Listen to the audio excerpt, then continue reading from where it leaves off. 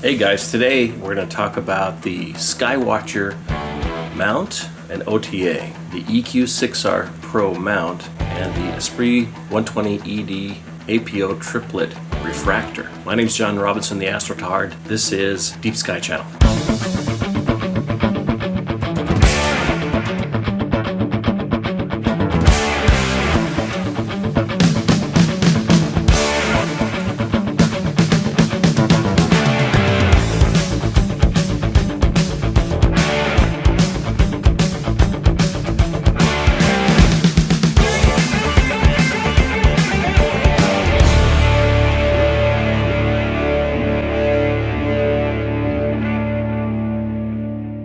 Okay, so today we're going to talk about the Skywatcher products. Both the EQ6R-Pro mount, which you see here, and the refractor Esprit 120 ED APO Triplet here. So I bought the mount itself, the EQ6R, in December 2018 as a Christmas gift to myself, and started astro imaging with that mount combined with my Celestron Schmidt-Cassegrain. Then finally I upgraded in April when I attended the NEF event in New York, and I ran into the Skywatcher folks. I ran into Alex, and then he hooked me up through Cloudbreak Optics, Stephanie, to purchase the actual Esprit 120 ED at the NEF event. I got a good deal on it. I got a 10% discount. I don't know if they do that all the time, but they certainly did at NEF, and I certainly appreciate it. So a shout out to Alex at Skywatcher and a shout out to Stephanie at Cloudbreak. So that's how I acquired the equipment. So I've been running with basically Skywatcher rig, the mount, and the refractor since April, and I'm really pleased with the results. The comparison between a Schmidt-Cassegrain and a refractor when it comes to astro imaging, there's quite a difference, and some of the immediate obvious differences are the stars are more pinpoint.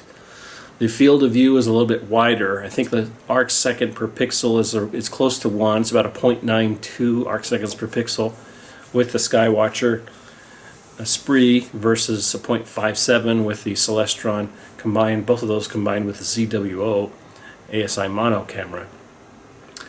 And it does a fine job of focus. I don't see any issues with collimation on the edges. It stays sharp and crisp. It's a heavy beast. You know, I'm worried every time I pick this thing up, one of these days I'm gonna drop it. But so far I haven't done that. So anyway, here's a look at the mount itself and the Skywatcher Esprit 120, and I'll talk about the pros and cons and give you my thoughts at the end, and we'll show you some pictures too. Okay, so this is my rig. You've seen it before in my other videos, but this is the Skywatcher EQ6R-Pro Equatorial mount, and this is the Skywatcher 120 ED APO Triplet Refractor. It's a heavy beast. Let's talk about the mount first. So you can come on in and zoom in here. You can see it's an Equatorial. I've got the pier extension loaded on here so that I can keep the camera from hitting the tripod legs. It's got some really beefy adjustments for the RA and deck, which I really like. And it's got a nice built-in bubble level there, and it's got the nice green setting marks. This is where you plug in the hand controller. This is for auto guiding with the ST4. Nobody ever uses that. I don't use that. This is my power. It's plugging into the power box, going into the house power. I have the extension here, and I have two of the counterweights. And I would overall say that the handle here is pretty nice to have. It's a nice feature. I also like the aesthetics of the green matching the telescope. That's a nice touch. Of course, you would expect that from the same manufacturer, Skywatcher. But so the things that I really like about this mount, it's very, very beefy. You know, it's made to handle a pretty heavy load, and my load is certainly up there in terms of weight. And I like this handle here. It's easy to to take it down and put it back up. And it does a really great job of tracking, and the cost is probably for all the other mounts that I've seen out there, probably one of the most affordable mounts. This one also has a polar scope back here in the back, which I never use because my problem on my house blocks the North Pole. But you can use this to polar line in the regular locations. I've used it once, it works fine. No complaints. These little units are pretty sturdy. I haven't had any slippage as a result. Basically I leave it in position the same place all the time. In fact, I've even marked on the ground. You can kind of see the pen marks that I put on the ground, so I know where to put this thing so that I'm roughly polar aligned every night. It is somewhat heavy to move. You got to realize that it is somewhat heavy to tear down. I've left the unit without the telescope sitting out here overnight several times, and maybe that's stupid, but I've done that in the warm temperature and haven't had any issues. At some point I'm going to have to do some maintenance here on the gears, I suspect. Maybe some lithium grease or something. I need to research that. I've also marked two positions here on the extender. This is the position where I would use for the Celestron. This is the position I use for the Skywatcher. And let's see, the power, I go directly down to this pyramid unit here, the PS9KX model. And for guiding, as I said, I don't use this ST4 port. For guiding, I actually plug in a USB 3.0 cable to the bottom of the hand controller unit.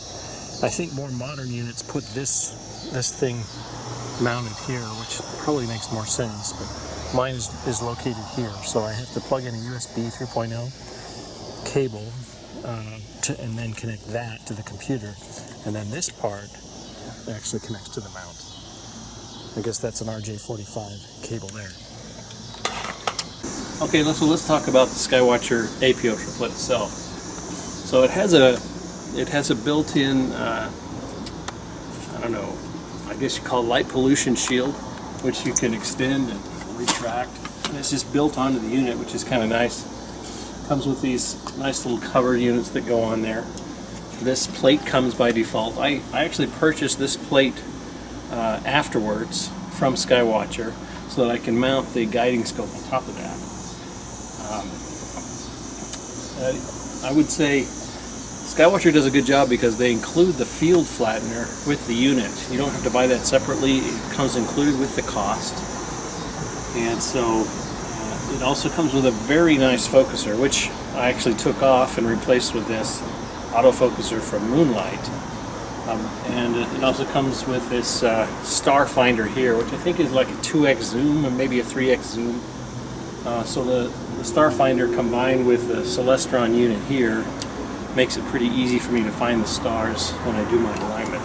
The other nice thing about the mount is it's got this nice, beefy tripod and sort of an accessories tray here. I use this to, Velcro my Moonlight autofocuser controller right there. Inside the telescope, it has the three lenses.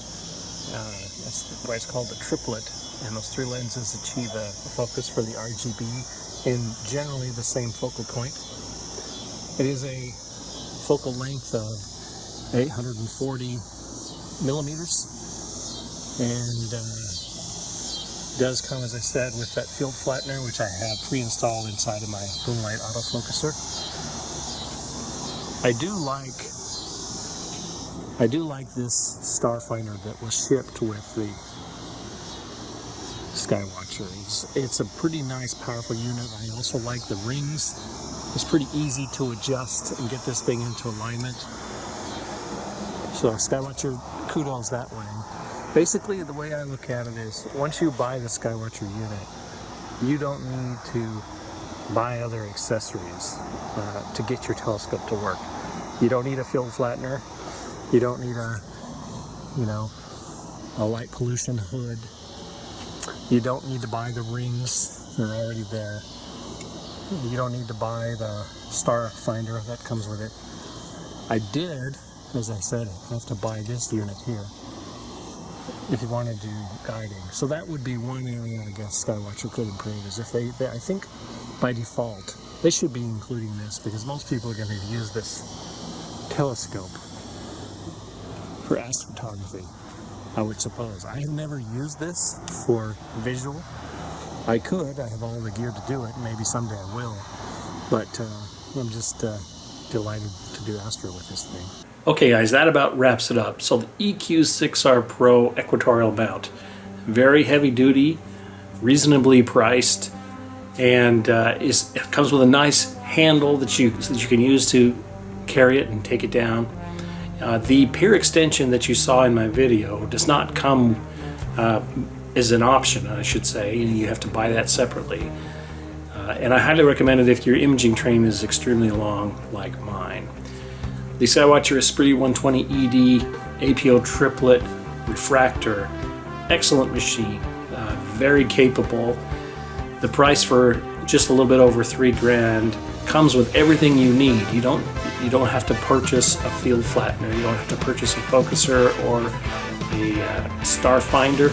It also comes with the light pollution shield on there. You will have to purchase separately the bar that goes on top if you're going to do any auto guiding. Well, that's it. Hope it was useful. Hit the subscribe button, tell your friends, and clear skies. And thank you, Skywatcher, for making a great product. Here's some photos that I've taken with this rig. See you next time. Bye.